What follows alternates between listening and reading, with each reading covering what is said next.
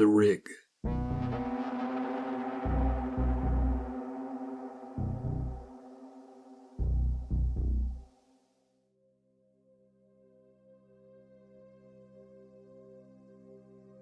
I suppose I came to the far-flung corners of Indonesia as a mercenary, but there was hardly enough money in the work to call me a contractor or a sellsword.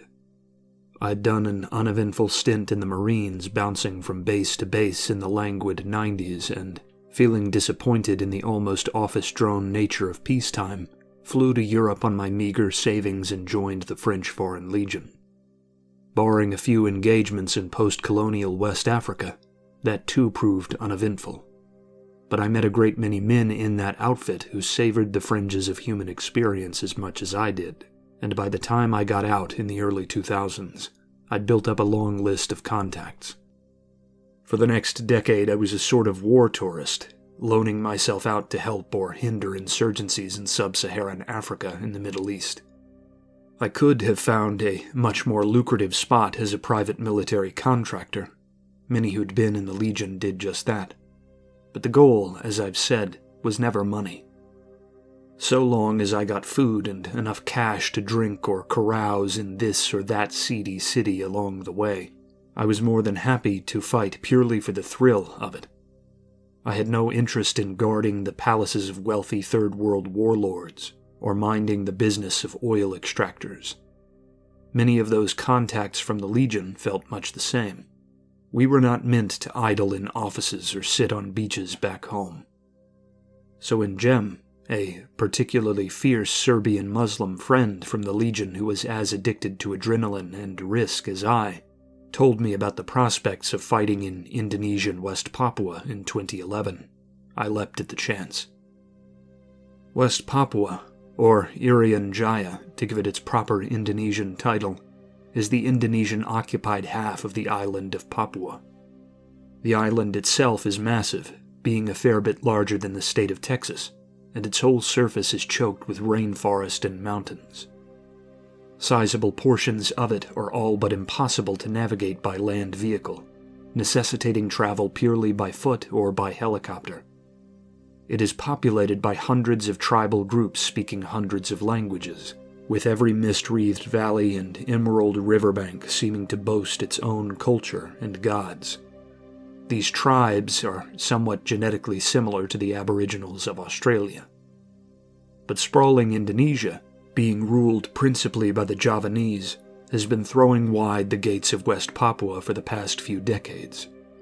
Newcomers from Java or Sumatra, alongside Chinese investors and developers, settle in the cities along the coast and dominate the business and trade sectors there. The Javanese now outnumber the Papuans on Indonesia's half of the island.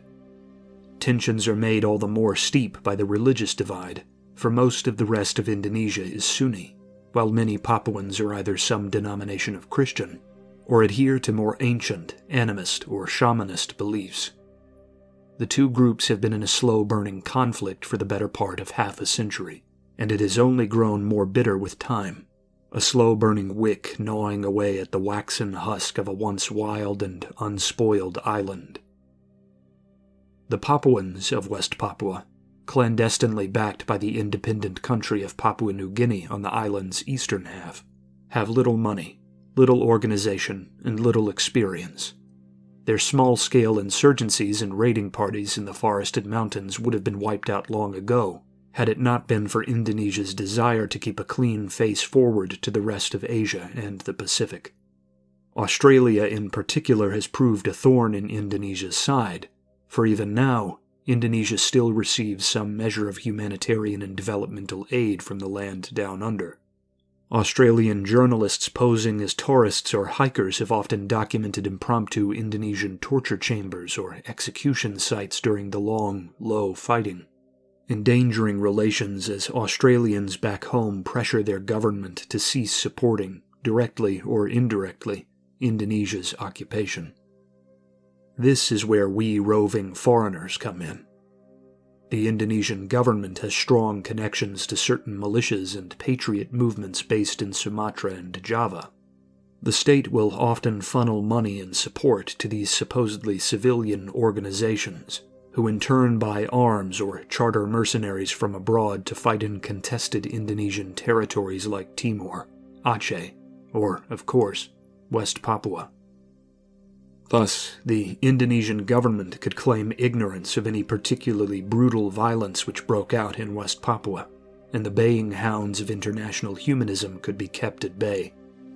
But the coffers of these groups are small, even with the help of Indonesia's government, and our pay was, as usual, far from stellar. This meant the characters who answered Indonesia's less than lucrative call were motley and strange, stranger even than I'd come to know myself to be.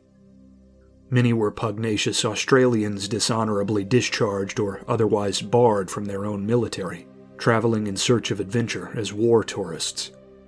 There were a number of Japanese as well, almost all ardent nationalists retracing the steps of their forefathers, who'd fought to conquer the islands of the South Sea a few generations earlier during the Second World War, and, I'm certain, desperate to escape the doldrum monotony of 70-hour work weeks and strict urban living back home. Many, too, were Europeans from nations like Austria or Finland, who put every citizen through some form of national service, but seldom partake in war, leaving those hooked on militaria and adrenaline to seek their thrills in the far-flung corners of the world. But all of us, no matter the nationality, who stayed longer than a week or two were wolves, our hearts only stoked by the presence of risk, and our souls only fired by the promise of fighting. We were, generally, housed in small towns upriver from the coast. Conditions were modest. Food was plain and local. Beds were mosquito-netted hammocks, and shitting was done on the riverside ankle-deep in murky water which often hosted crocodiles. We were surrounded mostly by ethnic Papuans in the smaller towns, but this seldom mattered. The ones closest to Indonesian cities had been made fat and happy by the flow of goods and electricity upstream, and thus didn't much care for the rebels in the jungle who threatened to muck it all up. Our job consisted mostly of conducting patrols to defend logging and mining interests farther inland, and conducting raids upon highland villages suspected of harboring slipshod weapons caches. Our Papuan enemies were not well trained or equipped, and could seldom hit the broadside of a barn, but they knew the land well and generally only fought in ambush. Most of us weren't much better off. Many from European nations who owned no gear of their own were issued battered old AK-47s and used Soviet equipment, and, as I've said, a fair few were little more than inexperienced war tourists. I saw more than a few men who'd spent a 2-year stint on some Scandinavian or Japanese military base fancying themselves Special Forces operators get their throats perforated by lead on their first day in real action. Most of the fortunate group I arrived with fresh off campaigns in Africa were far better armed and equipped, both in terms of gear and in terms of experience. We didn't arrive with preconceived notions of how things should be done based on ivory tower classroom doctrine. All of us had had that nonsense bludgeoned out of us by long years in isolated war zones, without trillion-dollar economies to fill the gaps. For us, there was no shooting range drivel about trigger discipline, or obsessive checklists about this or that piece of superfluous kit. A man dropped in the forest with a corroded pump-action shotgun can quite handily kill a rival man with a pristine 21st century rifle provided he knows when to move, what to see, and how to shoot with the weapon that's given to him. That's all that matters. We earned a reputation that placed us above the other bands of foreign fighters, and thus we were often called up for the most demanding tasks. If the Javanese had sniffed out a cadre of Papuan pillagers and bandits in the interior, they'd chopper a half-dozen or so of us in there to clear them out.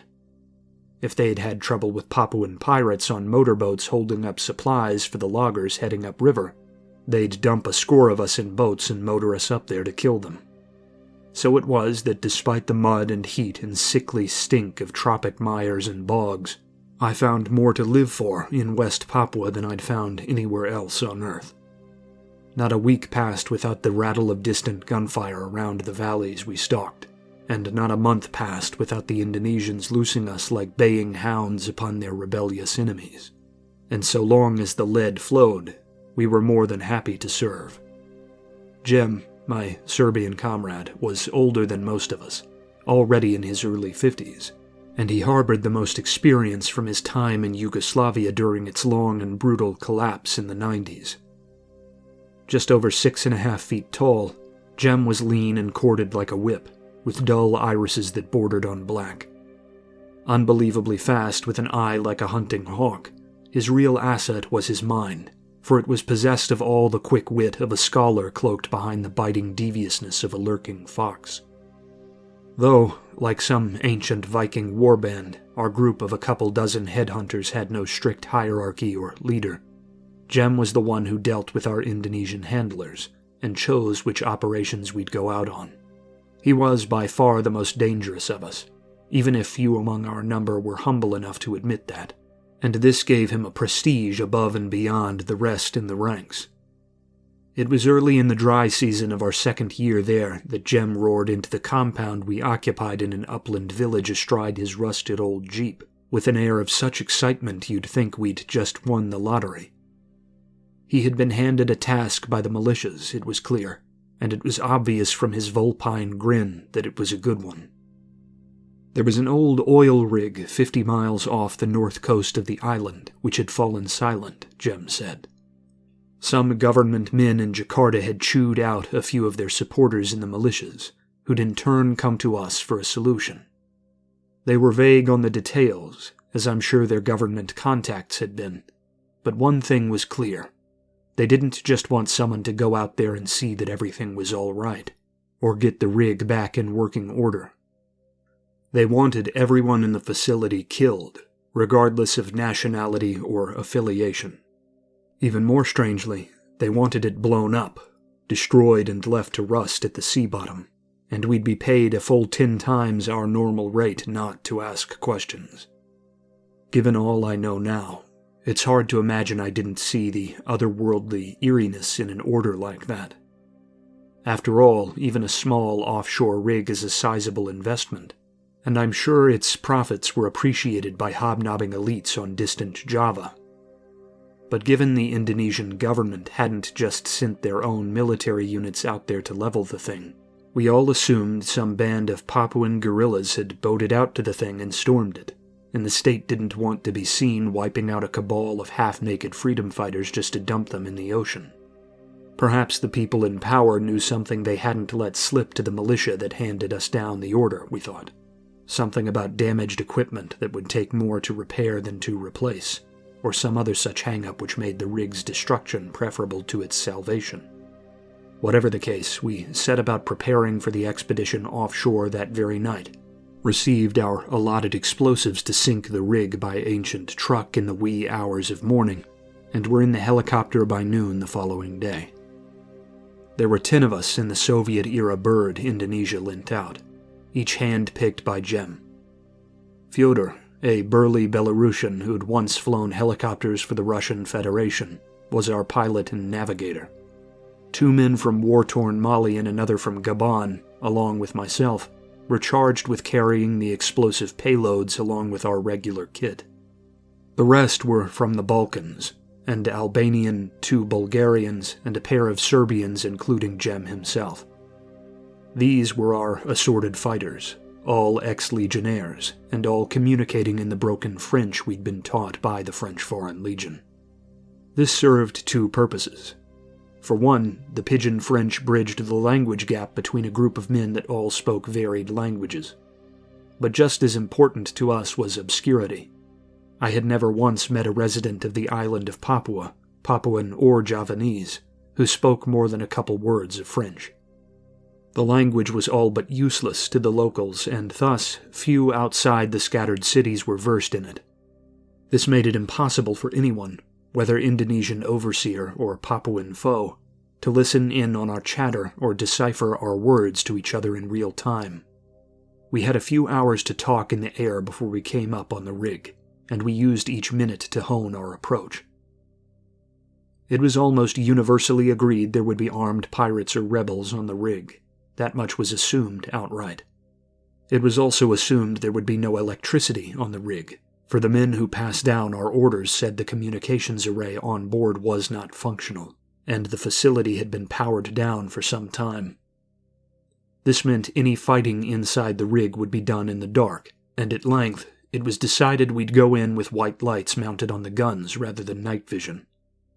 Night vision equipment was all but unheard of amongst the Papuans, and they had learned much about fighting without them.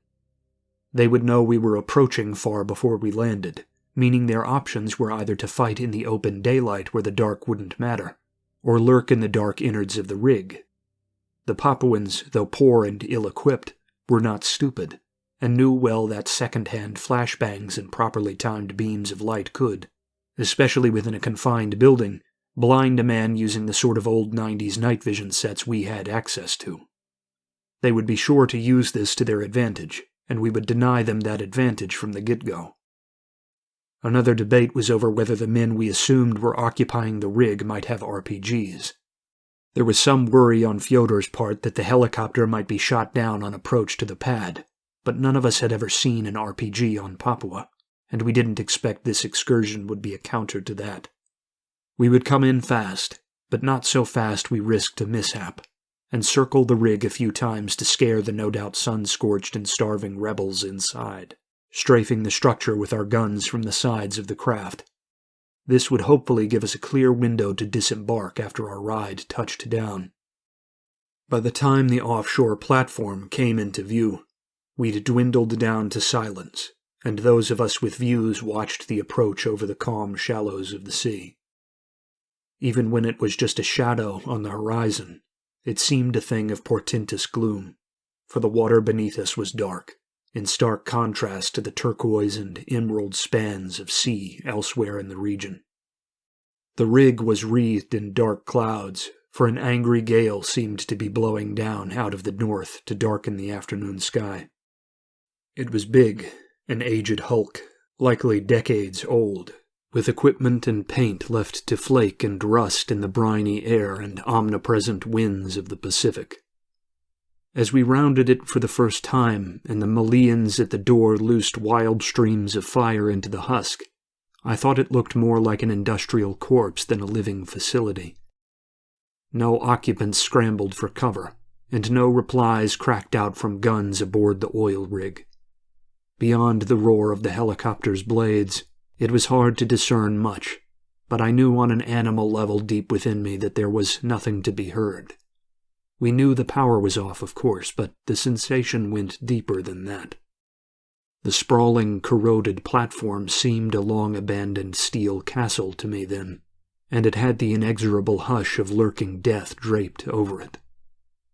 The same instinctive impulse which had pulled me down into cover before a wounding shot or driven me to the ground to avoid passing hostiles a dozen times over the years, screamed out for me to leave, to leap from the craft and attempt the impossible swim back to shore, whether injured or not. But I was trapped by both the impossibility of the impulse and by the expectations of my companions. None of those companions showed any signs of sharing my apprehension, though I imagine their intuition, as honed as mine after so long in the field, screamed out to them just the same. Since no one deigned to acknowledge that feeling of impending doom, I did my best to hide my own twitchy discomfort, as Fyodor finally brought us in smooth on the empty helipad.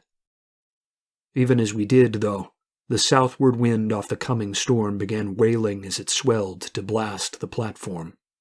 Fyodor complained we hadn't told him a storm was blowing in, but Jem reminded him there'd been no prediction of one. Regardless, the flustered pilot told us we needed to secure the helicopter to the pad to prevent it being whisked away if the winds picked up any more than they already had. A few men, myself among them, took up posts along the edge of the helipad watching the buildings on the platform for movement while the others scrambled to slide outdated, slipshod old chain anchors through the skids of our equally old aircraft. Through it all, no muzzle flashes or wrathful shots or fleeing figures were revealed to us, just the banshee's whine of the wind in our ears. and the strangling humidity of the tropics before a storm. The others keeping watch on the wider rig were starting to get as twitchy as I was. Jem made a call back to land over the helicopter's equipment to let them know we'd landed successfully and warn them of the storm, but seemed convinced the message didn't go through. Only when Fyodor was satisfied that the helicopter was safe and joined Jem on the walkway down to the main facility did any of us dare turn our weapons from the towering buildings out there. Even then, emboldened by Jem taking a fearless lead, our heads constantly swiveled as we anticipated an ambush which never came. I suppose that before I describe what follows I should detail how exactly the rig was laid out, but I am no roughneck or oil man, so you'll have to excuse my ignorance of terminology and hardware. I've learned a little since the event, but to be frank, my experiences were such that my taste for talk of oil platforms, and the sea in general, has been all but destroyed. Our movements on the rig will require some sort of mental map, though, and I'll do my best to lay it out. The act should force me to more accurately recall our steps that day, and dispel some of the mystic shadow which has swollen up to shroud the place in my memory. The oil rig was, as I've said, quite large, and was anchored to the shallow seafloor by 6 great steel legs. The platform atop them was crowded tight with interlocked buildings spanned by rickety metal walkways. The helipad where we landed was at the western end of the platform, on top of a 5-story building meant to house the workers and host offices for the management of the rig. From where we stood, there was a looming crane to our right off the south end. Across the way, on the platform's eastern side, was the towering superstructure over the actual drill platform, the least cluttered part of the facility. A great set of silos and warehouses, seemingly for fuel, generators, supplies, and raw oil from the seafloor, was off to our left on the north end of the platform. That northern superstructure for storage was a few stories taller than the residential one on which we'd landed, and it was the walkways and balconies around it that drew our aim while we descended off the helipad and looked for an entrance to the crew quarters below us. No one emerged to fire on us, though, and we pushed into an unlocked hatch upon the roof of our building without issue or complaint, happy to escape the roaring wind and building rumble of thunder. Much as escaping the open shooting range on the helipad should have calmed us, the confines of the residential building were not much better. We now stood in a room of cubicles and tables, scattered with older computers which looked like relics from the late 90s. All was dark, and the groaning of old metal replaced the whining of the wind as we delved deeper into the room. 2 men kept watch on the roof outside while we swept the room, still operating by the dim natural light pouring in through the windows. Jem stopped at several points to peruse the paperwork which had been scattered here and there across the desks, for he had an uncanny command of Indonesian. There was no sign of struggle or upheaval, for everything adhered to a messy sort of cluttered order, and the workstations looked as if their occupants had merely gotten up and walked away when the generators had died and the computers had gone dark. It was only when the room was cleared and we came up on a pitch-black stairway downward at the rear of the building that we flicked on the lights mounted to our weapons in preparation for the descent. I was itching to dive deeper, paradoxically fighting my nagging worry by rushing headlong towards where I expected danger to be, as one might escape a nightmare by jumping from a precipice. But Jem stopped me before I could lead the others down. He'd found some discrepancies in the papers, he said, signs that the rig hadn't been producing for at least 5 years. Only documents filed away in cabinets seemed to pertain to oil drilling at all. All the more recent work, the work he'd leafed through as we went, seemed to be the work of staff from several Jakarta universities, with each report signed by an overseer from Indonesia's Ministry of Defense. The others in the group who had some knowledge of Indonesian doubled back to help him rifle papers. I kept watch on the stairway, trying to drown out the rustling and muttering at my back. The stairs swept down to a landing before doubling back on themselves down another flight, denying me a view of the shadowy floor below us. I grit my teeth, my finger stroking the trigger and my light hanging down over the rail so I could fire on anything that might start the climb in the dark. One's mind tends to breathe savage threats into places they can't see, especially when there's likely to be real danger about, and that was certainly the case here. But for all my jitters, no interruption came from below, and my vigil proved to be fruitless. When Jem convened us again in the middle of the room and had the exit hatch swung shut to drown out the wind, we began the arduous job of sorting through the information available to us.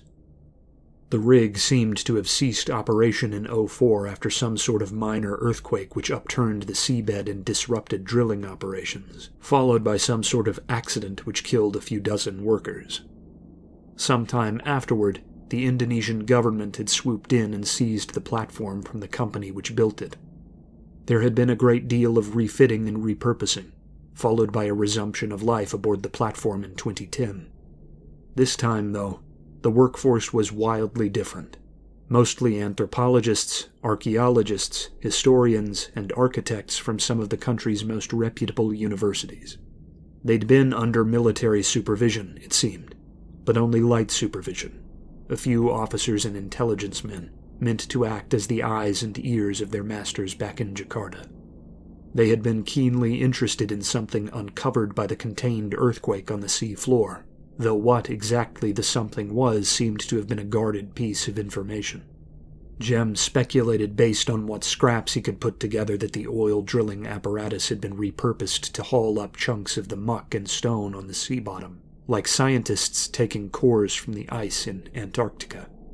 But the academics had been mostly archaeologists and historians rather than geologists or paleontologists, and that didn't seem to sit well with the grizzled old Serbian. They were as obscure as they could be in their rushed documents, and it was impossible to garner much more information than the scraps we dragged from the papers. But those scraps made even the least imaginative among our number nervous. Jem called for our 2 Bulgarians, the most experienced in long-range engagements, to remain in the office and use their vantage point to keep an eye on the tethered helicopter, the incoming storm, and the rest of the rig. They were to contact us over the second-hand Chinese personal radio system we used, if anything should happen up there. Then he waved us back over to the stairs, and we began to plumb the lightless depths of the groaning building. The descent to the next level took us to another, smaller section of offices and a row of single-bed rooms separated from the main workspace. These rooms had likely once been for the managerial and overseer staff on the rig, and had more recently served the government officials overseeing the research on the seabed. They were mostly dark, for the office section had no windows, and the residential space boasted only a few slim slats to look out on the progressively darkening sky. Jem and a few others began to rifle the drawers and toss the desks as they'd done on the prior level, leaving the rest of us to stand guard around the stairwell and keep our eyes on the rest of the rig through the windows. The stark shine of our gun-mounted lights cast shadows in the pitch darkness of the more cave-like rooms, and more than one of us was startled more than once by the play of light off glass and computer screens in the gloom. Still, the protest of the aging metal against the oncoming wind sounded outside, like the hull of a ship under the onslaught of waves, but it was a dull and distant background score now. We talked low and close, conscious of every noise we made in the echoing industrial tomb. Still, the total lack of artificial sound in so artificial an environment grated on me. It seemed surreal for no buzzing light fixtures or clattering keyboards to break the monotony of sea wind and softly thumping boots. Again I stood at the stairwell looking down towards the next level, and again I heard and saw no hint of movement besides our own. But as my light ranged the old metal of the steps and the landing, I gradually realized there was a greasy streak down the middle, long dried and dull, but still dark against the dust and grime on the floor. I was just about to call a warning when Jem called a warning of his own. The men doing the searching realized some of the rooms had played host to violence just as I spotted the blood trail leading downstairs.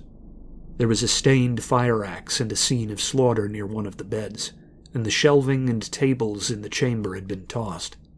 There'd been an equal amount of spilled blood in a couple of the other rooms, enough to convince Jem the victims couldn't have survived whatever upheaval had taken place there. But the blood was old, at least a week, and the bodies from which it had been spilled were nowhere to be found. Once I showed them the grimy slug trail of what we now took to be dragged corpses leading downstairs, we only paused long enough to call up a warning to our Bulgarian watchman that there had been some sort of mutiny or violent struggle aboard. Then we formed back up and pressed down onto the lower levels, our fingers all tracing the lengths of our triggers as we banished the shadows with the cold starkness of our lights.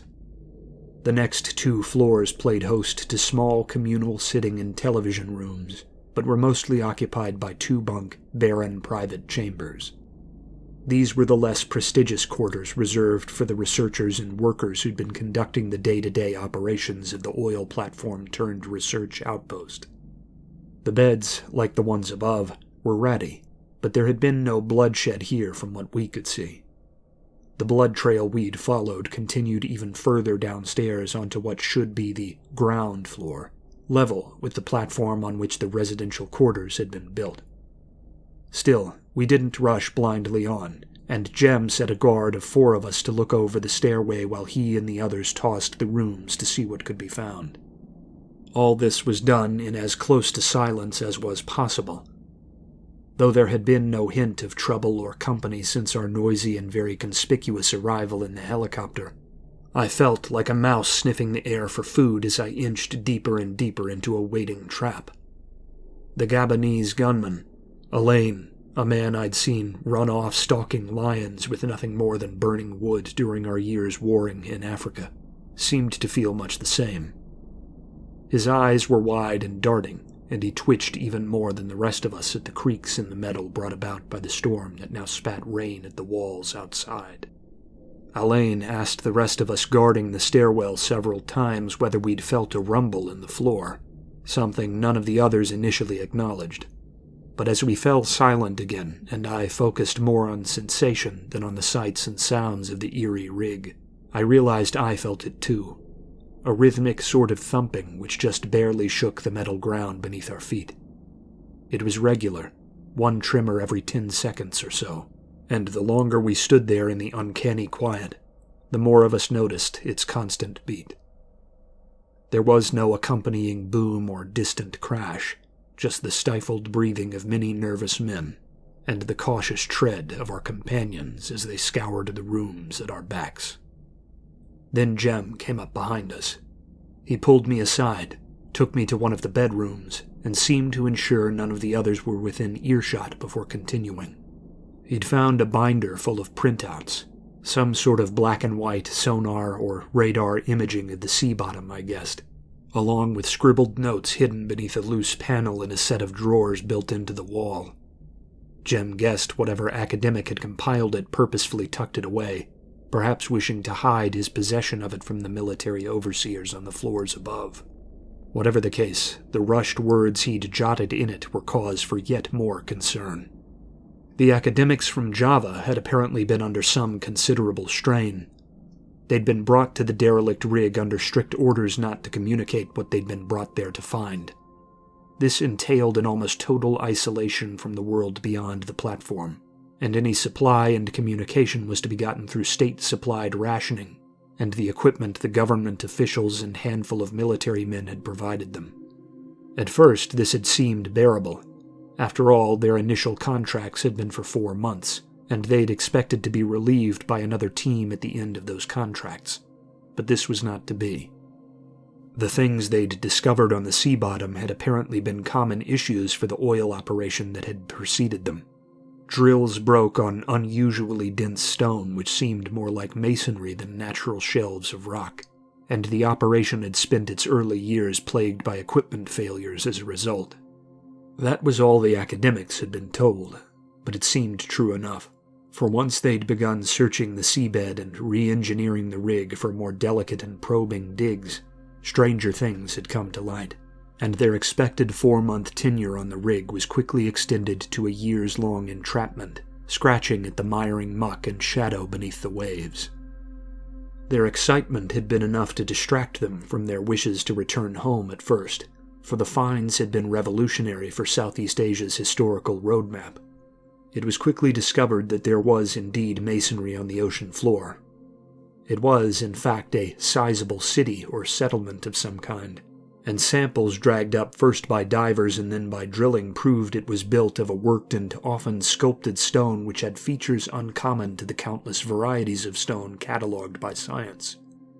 This was largely assumed to be because the area which hosted the city, which had last been above water some 30,000 years ago, was, like so much of the region, plagued with intense seismic and volcanic activity.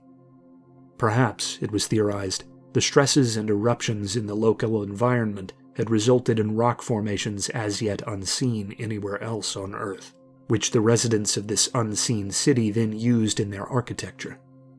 But this unusual stone was harder than good steel and difficult to break, a thing which explained the erstwhile oil operations' continued trouble when they sank drills meant for breaching soft seabed into the unusually tough masonry. Many bricks and chunks of the stuff had been dredged up by the team, and many were studded with a type of curving artwork most of the linguistically inclined among them believed had all the hallmarks of written language. The carvings were intricate, and this, alongside the difficulty of cutting the stone and the apparently unprecedented age of the ruins, raised all kinds of questions about the technical sophistication of the people who must have built it. If the sea floor upon which the structures had been built was last accessible over 30,000 years ago, it would likely make the sunken city one of the oldest human constructions known to modern man, rising and falling 25 millennia before fabled Sumeria came to prominence in the Middle East. For a civilization so old to have artfully shaped stones so sturdy, they must have possessed an intricate knowledge of metalworking and alloys, and the tools to carve and shape the hardy rock to their liking. They must have been highly sophisticated, at least as technically and socially sophisticated as Rome or Renaissance Europe, to have built so intricately and raised so massive a city.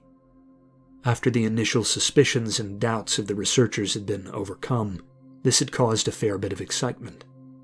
After all, this meant there might be another, forgotten cradle of human civilization far older than any other. But their excitement was contained, for the more they dragged up from below, the tighter the government cordon on escaped information was. They were told their work was important, and paid more highly in kind, but they were expressly told they weren't allowed to call or write home.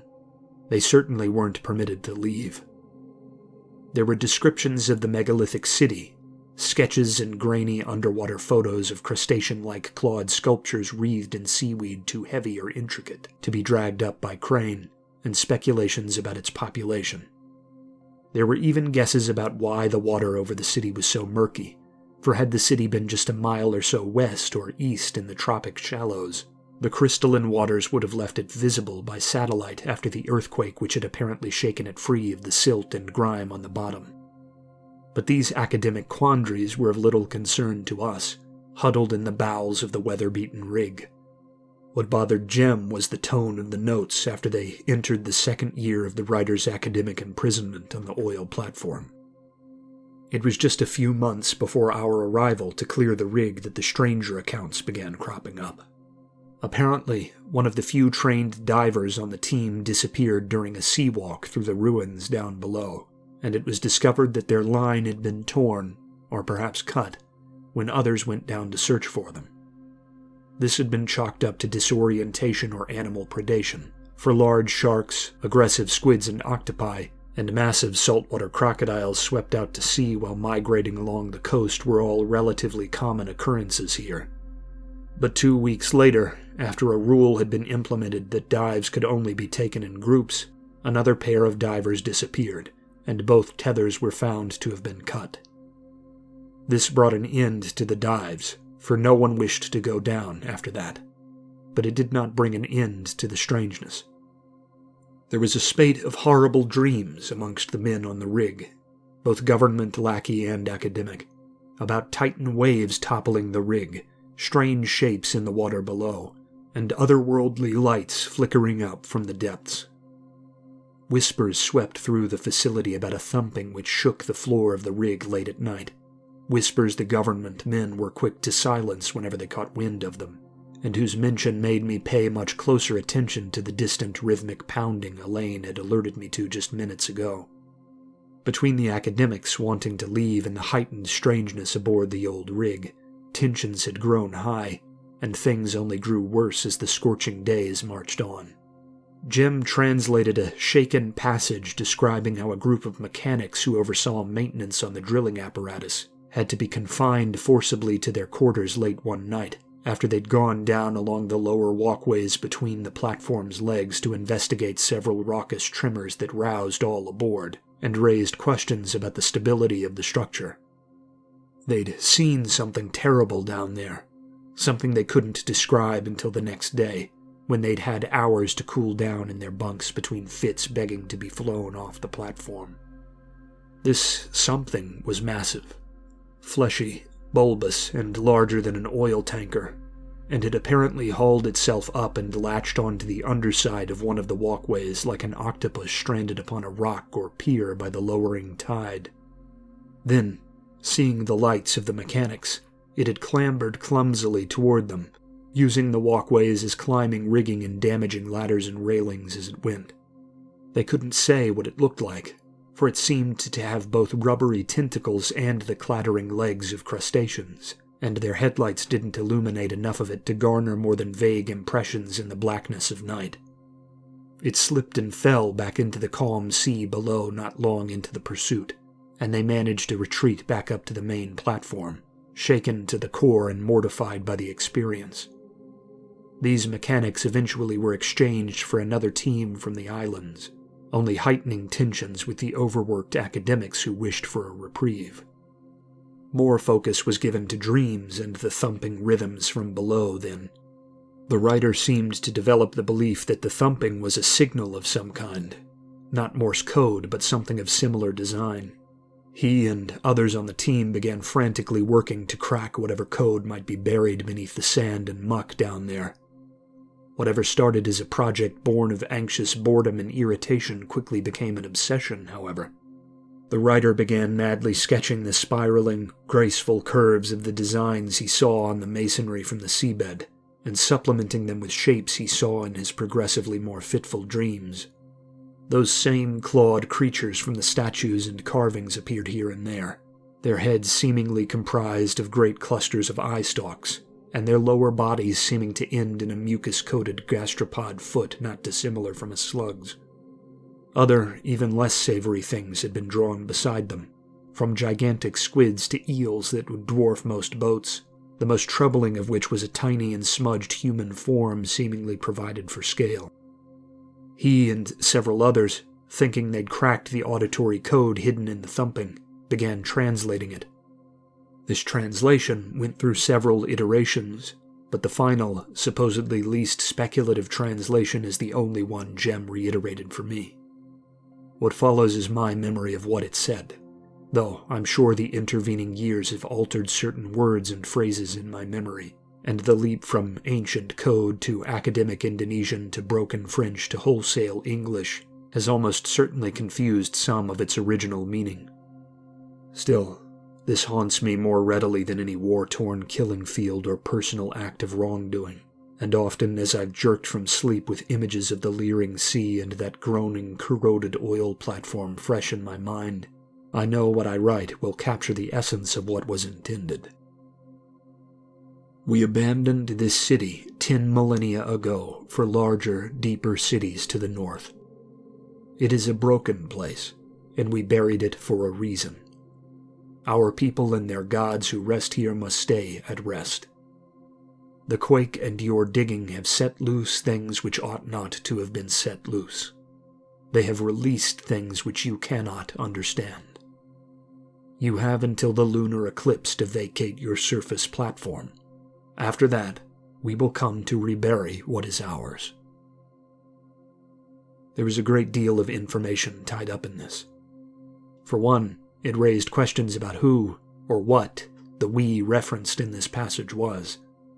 The second alarm was the age, for the given abandonment of 10,000 years ago meant the ground the city stood on had been occupied after its sinking into the ocean, not before, as the academics had initially assumed.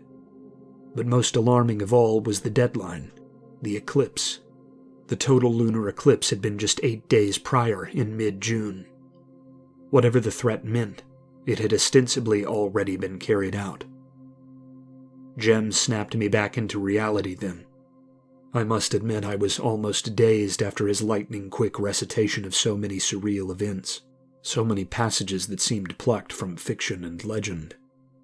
But this was no fiction, and as the platform moaned in the onslaught of the out-of-season storm that raged outside, Jem asked me for my opinion on the next move, said I was perhaps the most cautious of the men, and that he wanted my take on whether it was safe to proceed. I was forced, more by a survivor's keen instinct than any logical acceptance of the situation, to return to my senses, shake the animal fear from my head, and answer him. I ordered a chain of events that made the most sense in my head, one I'm sure Jem had projected himself, but was heartened to hear from another man before taking action. I figured the researchers, driven by years of confinement and anxious terror about the impending eclipse, had risen up in the night and attacked their government minders before fleeing the rig to escape whatever judgment might be coming from below. They had likely used one of the escape crafts moored below the rig rather than commandeer a supply helicopter. Hence, when the next supply run had come in, the pilots had found the rig abandoned and reported it to their superiors, leading us to be called on to demolish the structure. There was no telling whether they made it, but our course of action should be kept simple.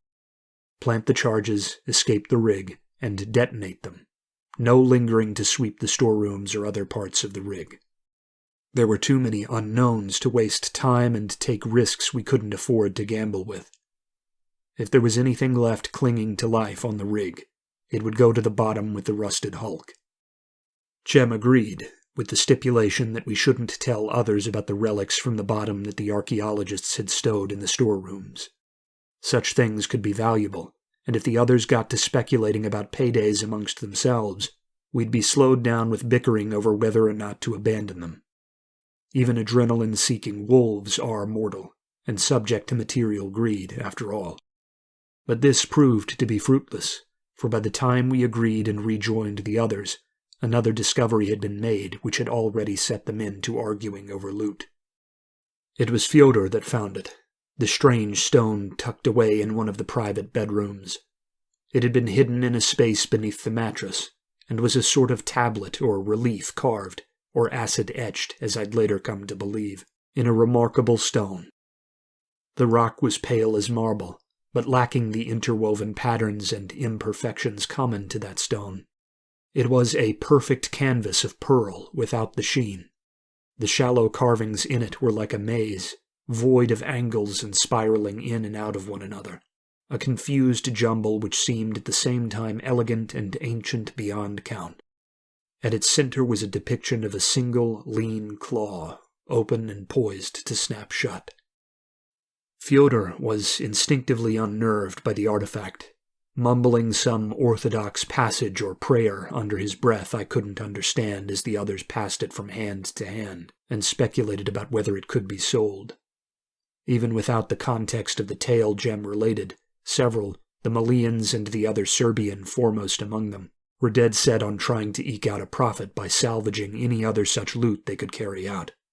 With the story we'd just recited buzzing so furiously in my head and dark closing in, I was desperate to avoid the delays this would inevitably bring, desperate for escape. But Jem, to his credit, diffused the situation with his characteristic calm. It was agreed the Malians would pass off their explosive charges to Jem and our Albanian comrade Emmer, and then join the other Serbian fighter in an expedition to the storehouse to search for valuables. The three of them would be given 30 minutes. If they were not back at the helipad and ready to depart by then, they'd be left behind. Fyodor was dispatched back up the residential building to join our Bulgarian watchman and be ready to start and lift the helicopter for as hasty a getaway as weather allowed. Emmer, Jem, Elaine, and I would go below and set the charges as planned, then make as fast a retreat as was possible back up to the heights to leave. We would all only contact each other if armed resistance was met, and if such a thing was to occur, we would make a fighting withdrawal rather than try and fulfill our orders to clear the facility. With this plan of action agreed upon, and more shadow than ever seeming to clog the halls of the aging oil rig, each group went their separate ways. Jem took hold of our cadre, as was usual. This I didn't mind. He generally had an even better sense for danger or gain than I did, and I was feeling less than confident as we took the next flight of stairs down to the lowest level of the residential building. But as we wove past another few blood trails and walked the aisles of a deserted mess hall haunted by the scent of spoiled food wafting from walk-in freezers, I couldn't help but notice his stride was less sure than usual, and his head shot from side to side a bit more frequently than the confined space warranted. Keen, fearless, and cruel as he could be, Jem was no longer the invincible raider who haunted jungle, desert, and mountain with all the grace of a stalking cat. I can only believe he felt as I felt, watched.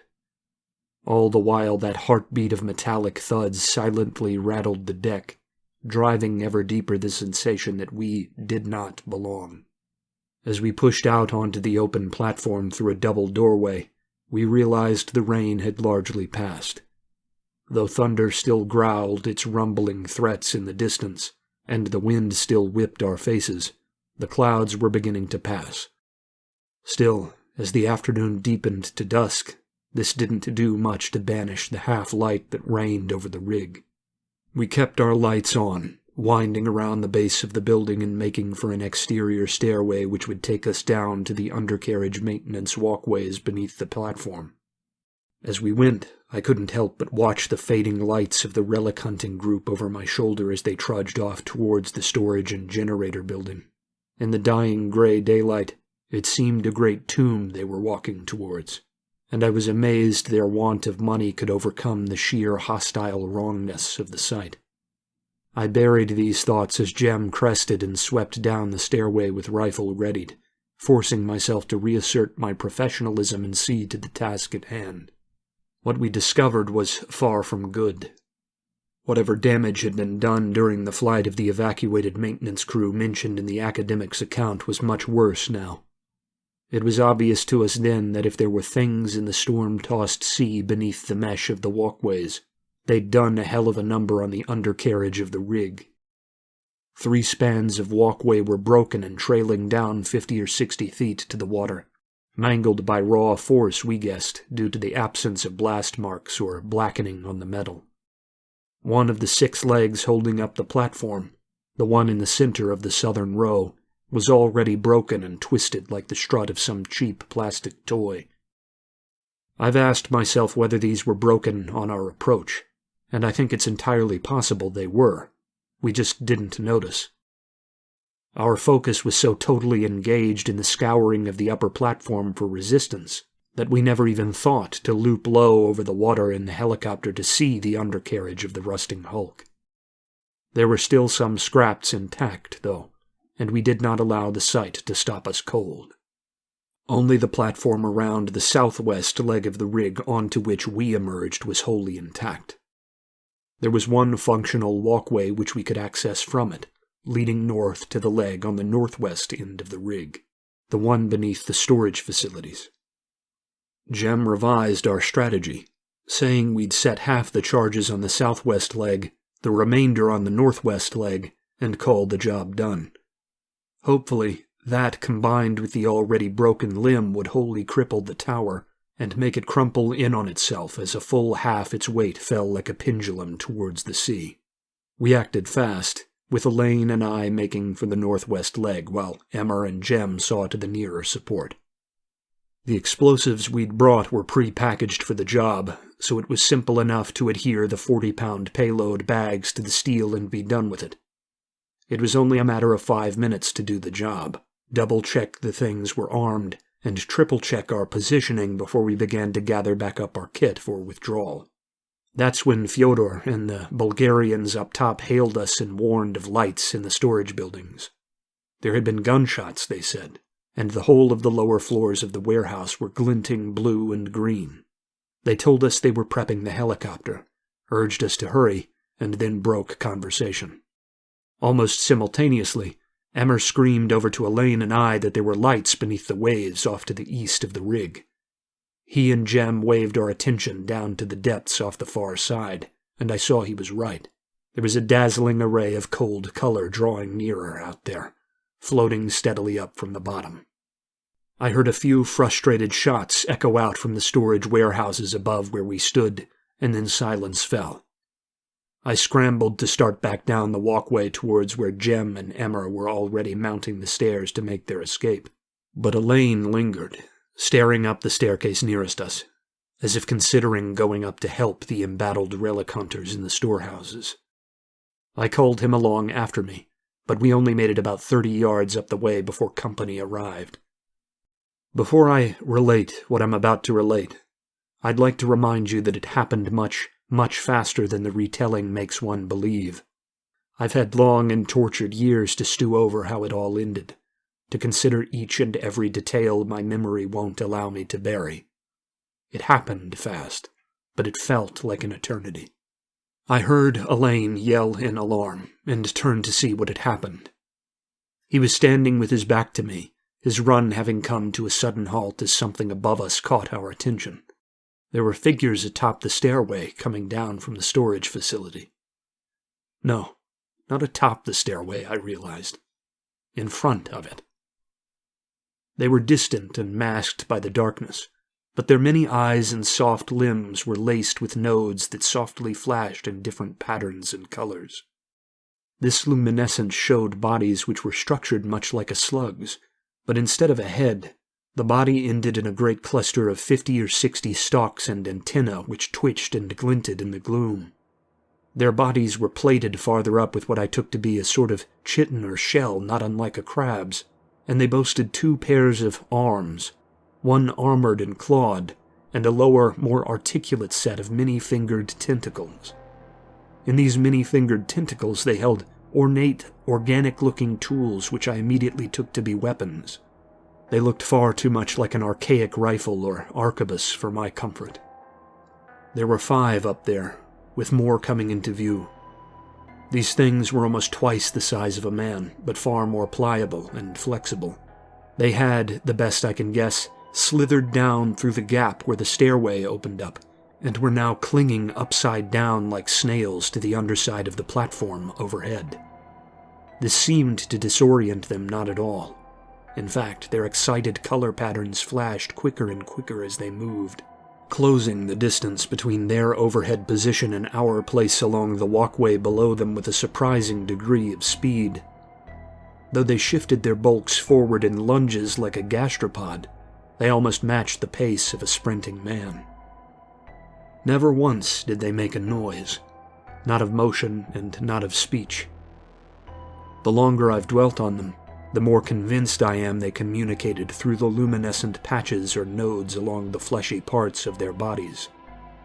When Elaine emptied a magazine into the nearest of them, it seemed to shrug off the wounds, perhaps possessing a physiology with a great many redundant organs, or a nervous system which can sustain massive damage and remain functional.